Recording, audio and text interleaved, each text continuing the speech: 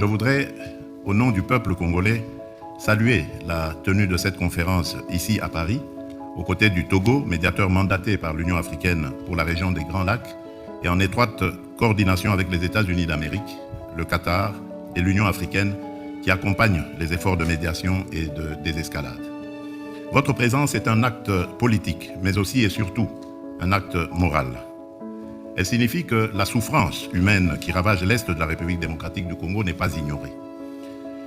Elle signifie que la paix et la dignité des peuples des Grands Lacs engagent la communauté internationale tout entière. Car si nous sommes réunis aujourd'hui, c'est d'abord pour répondre à une triple urgence. L'urgence humanitaire, l'urgence sécuritaire et plus encore l'urgence de la paix. Mais notre responsabilité va au-delà de la gestion de l'immédiat. Il s'agit de jeter les bases d'une stabilité durable fondée sur 3 piliers indissociables. La protection des populations civiles, la recherche d'une paix juste et l'intégration économique régionale comme moteur d'une prospérité partagée, à la condition bien sûr qu'elle s'exerce dans un environnement apaisé, sans heurts et sans affrontements. Mesdames et messieurs, depuis plus de 30 ans, l'Est de la République démocratique du Congo saigne d'une plaie qui n'a jamais été refermée.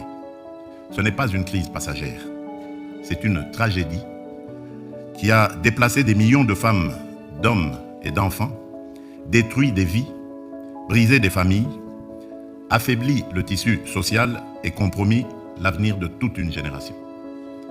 La République démocratique du Congo fait aujourd'hui partie des pays les plus durement frappés par les déplacements internes, avec des millions de personnes contraintes de fuir les violences, notamment dans les provinces du Nord et du Sud Kivu.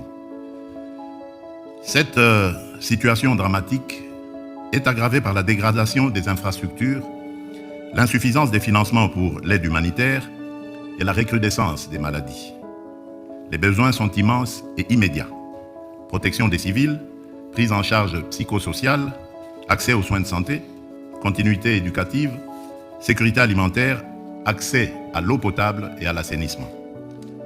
Les données sont accablantes.